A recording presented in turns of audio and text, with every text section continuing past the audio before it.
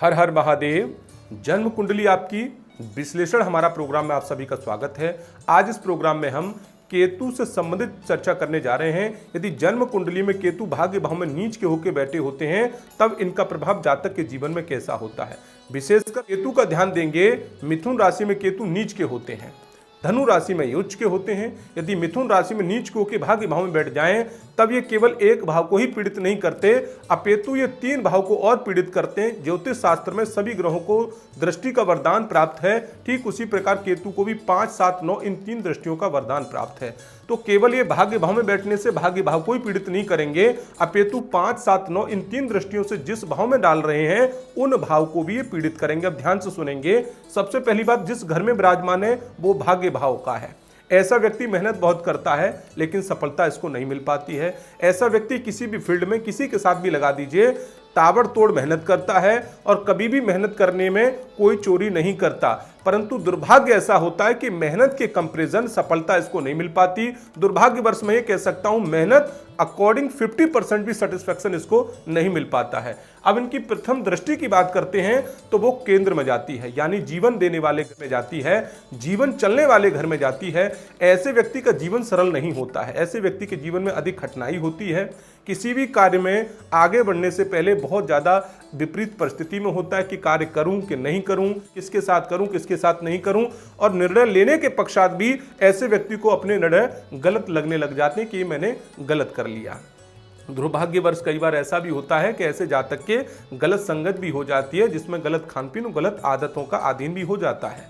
अब इनकी दूसरी दृष्टि की बात करते हैं तो 7वीं दृष्टि है, जो कि संपूर्ण दृष्टि मानी जाती है। अब यहां से बचाव करना है, कोई झूठा आरोप, कोई झूठा 420 का इनलीगल कोई पैसे से संबंधित केस ना बन जाए जिसमें मान सम्मान की हानि भी हो और झूठा आरोप भी लग जाए, कोर्ट कचहरी में भागते रहें। वहीं इनका तीसरा जो भाव होता है वो बनता है इनकी नेटवर्किंग का, यानी कॉन्टैक्ट का। कॉन्टैक्ट तो बहुत होते हैं लेकिन कनेक्शन इनके अच्छे नहीं होते हैं। यानी ऐसे व्यक्ति की नेटवर्किंग बहुत अच्छी होती है, कई लोगों के साथ संपर्क होता है, लेकिन जब कनेक्शन की बात आए यानी स्वयं की जरूरत की बात आए तब ऐसा व्यक्ति खुद को अकेले पाता है। अब इनकी तीसरी बात करते हैं, तीसरी दृष्टि की, तो वो पंचम भाव में जाएगी, जो कि 9वीं दृष्टि है। अब यहां से ये व्यक्ति के स्वास्थ्य पर सीधा प्रभाव डालते हैं, विशेषकर शरीर के गुप्त अंगों पर प्रभाव डालते हैं। मल और मूत्र के मार्ग में विशेष परेशानी क्रिएट करते हैं, जिसमें कई बार पाइल्स और यूरिन इन्फेक्शन जैसी समस्याएं अधिकतर लोगों को पाई जाती हैं।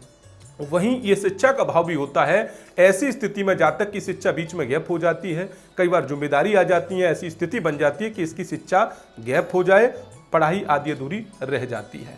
अब यहाँ इस स्थिति में केतु अपनी प्लेसमेंट बना के बैठे हैं और इन 3 भाव में देख रहे हैं, तो इस तरह का व्यक्ति का जीवन कहीं ना कहीं पाया जाता है। अब इस स्थिति में उपाय क्या किए जाएं, इस पर ध्यान देने की आवश्यकता है।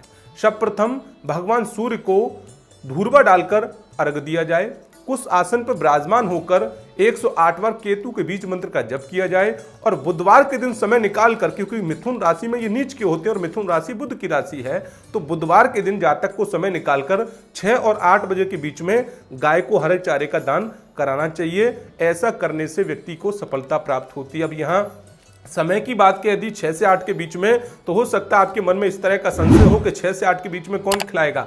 तो सनातन में इस मुहूर्त का बहुत बड़ा विधान होता है। आप ध्यान देंगे, सीता माँ ने समय के आधार पर यानी मुहूर्त के आधार पर ही अपने पिंडों का दान किया, नहीं अपने पितरों का दान किया था। भगवान स्वयं श्री राम समय पर वहां उपस्थित नहीं थे और वो शुभ मुहूर्त ना निकल जाए, इसलिए माँ सीता ने पिंड दान किया था। तो इस मुहूर्त में आपको गाय को हरा चारा खिलाना है। अगर आप ऐसा करते हैं तो केतु ग्रह का जो नेगेटिव प्रभाव है वो न्यूट्रल होगा और बुध महाराज की कृपा बनेगी, तो आपकी प्लानिंग सफल होंगी और केतु ग्रह का प्रभाव न्यूट्रल हो जाएगा, तब आप अपने जीवन में आगे बढ़ते चले जाएंगे। उपाय किए जाएं, अवश्य लाभ की प्राप्ति होती है। हर हर। हमारे विभिन्न ज्ञानवर्धक कार्यक्रम देखने के लिए आप हमें अभी सब्सक्राइब करें, बेल आइकन को प्रेस करें ताकि आप देख सकें हमारा कार्यक्रम सबसे पहले।